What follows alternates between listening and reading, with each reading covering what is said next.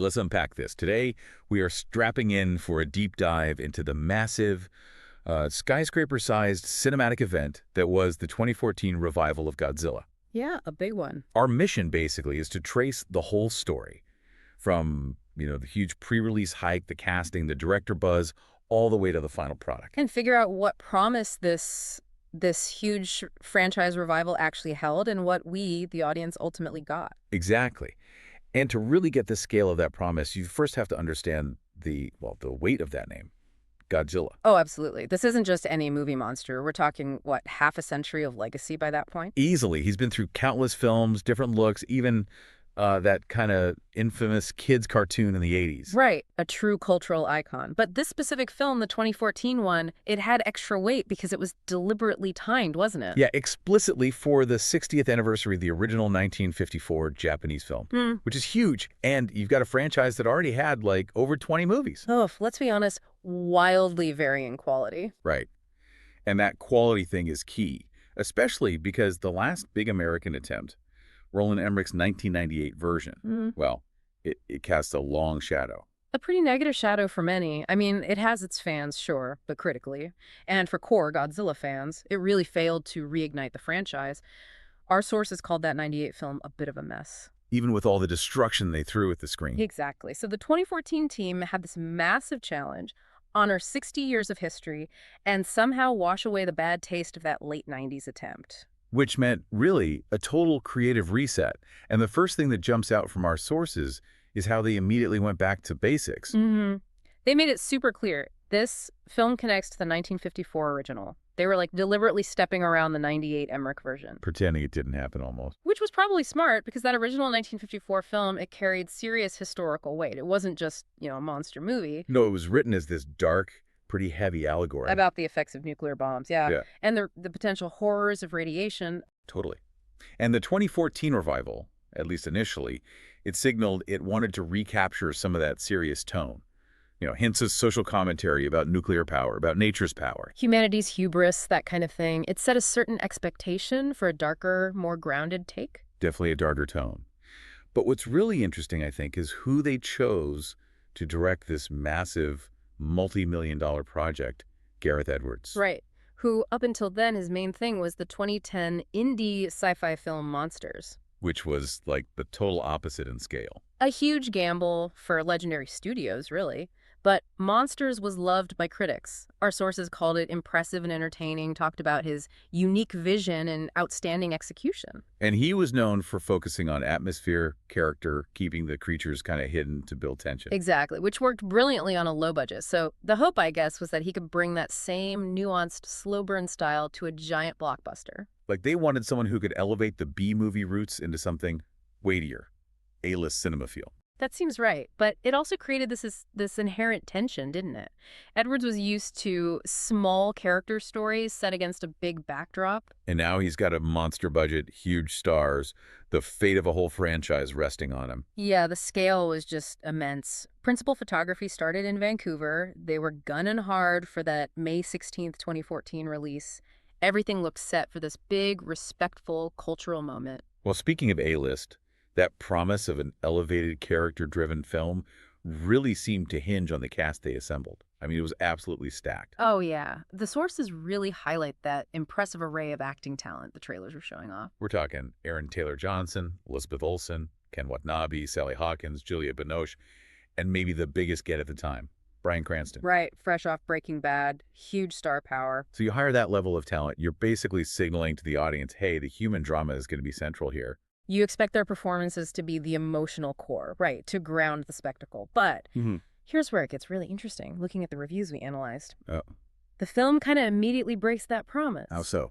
What was the main issue? Well, the central kind of shocking critique that kept popping up was that Edwards' film gives Godzilla himself barely more than an extended cameo.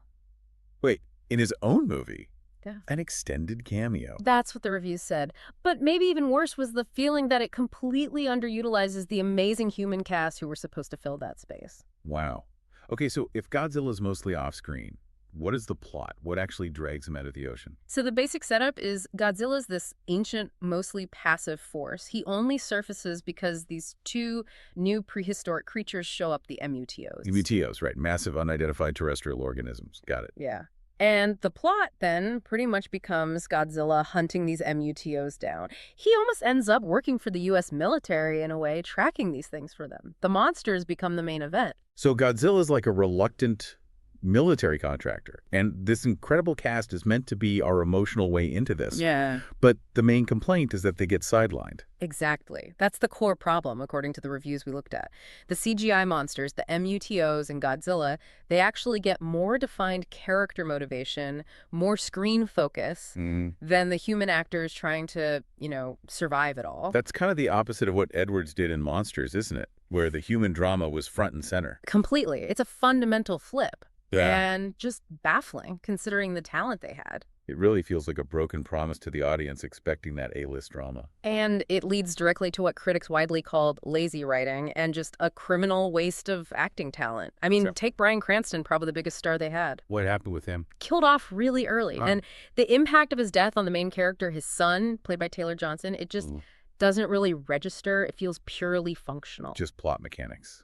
Sacrificing character. Totally. And then you've got Elizabeth Olsen, who was getting great buzz from indie films around then.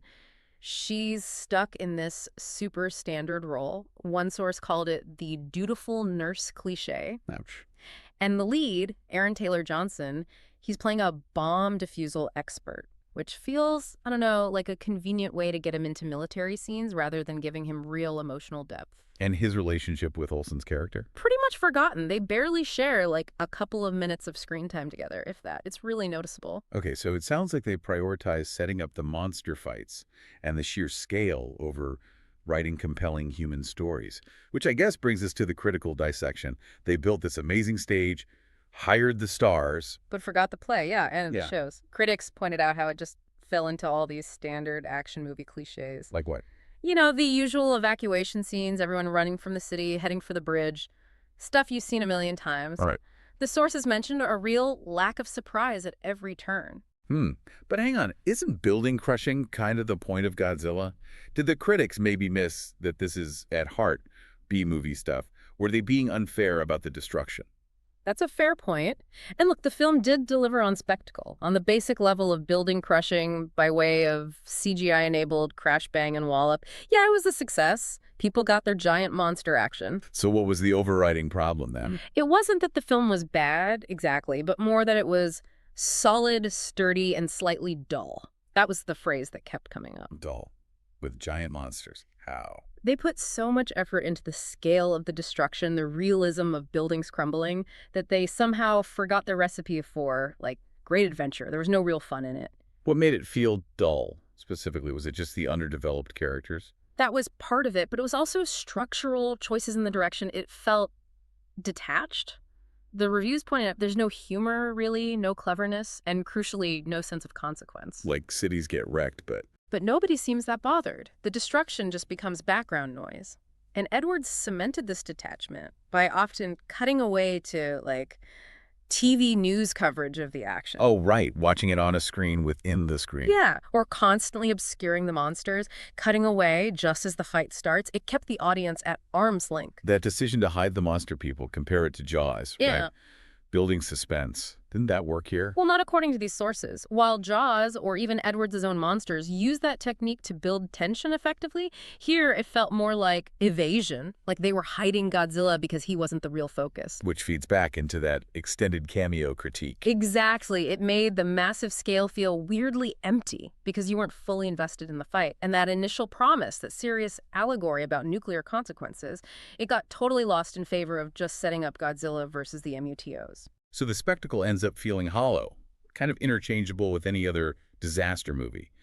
Which makes you wonder, why did they miss the mark so much when other monster movies around that time were finding success? Yeah, they definitely had successful examples to look at, and the source material makes direct comparisons, like Guillermo del Toro's Pacific Rim. Yeah. Pacific Rim definitely embraced the fun. Totally. It showed you could have huge monster action without needing A-list stars everywhere, just by leaning into the B-movie vibe with verve, as one source put it. It was colorful, imaginative, and just plain enjoyable. Godzilla 2014 felt so relentlessly serious in comparison. Sacrificing fun for, like, self-important gravitas. Pretty much. Or you could look at Cloverfield, which came out a few years earlier. Right, the found footage approach. Very ground level. Yeah, Cloverfield took cues from films like The Host, and it worked because it kept the focus tight on this small group of terrified people running for their lives. The monster was mostly unseen, which made it scarier. Because the human terror was the point, not just the property damage. Exactly. Godzilla 2014 seemed to lose that focus. The humans felt like they were just there to move the plot towards the next monster brawl. Okay, so, summing up, we have a film that absolutely delivered on the visual scale, the spectacle. It looked amazing. No doubt about that. But it kind of failed on character, on ingenuity, and maybe most importantly on just being fun. But it did succeed in its primary mission, arguably, which was reviving the brand. That's the big trade-off, isn't it? Unlike the '98 version, this one did successfully launch a new franchise, the Monsterverse. It absolutely did. It brought Godzilla, a brand that had lingered under the water for far too long, back into the mainstream. And crucially, they didn't kill him off at the end. They established a world. Right. But they did it by arguably sacrificing a really satisfying self-contained story in the process. Sidelining great actors, leaning on cliches. It was clearly designed as a starting point, setting the stage for a bigger universe to come. And I guess that leads us to our final provocative thought for you, the listener. The big question is, when you're reviving a beloved, decades-old franchise like Godzilla, is it a worthwhile trade-off? Is prioritizing that world building, laying groundwork for sequels and spin-offs, the whole cinematic universe thing, worth it if the first movie ends up being just solid, sturdy, but slightly dull? Does that promise of maybe more fun later justify a lack of fun right now? Something to think about next time you see a classic icon rise from the depths.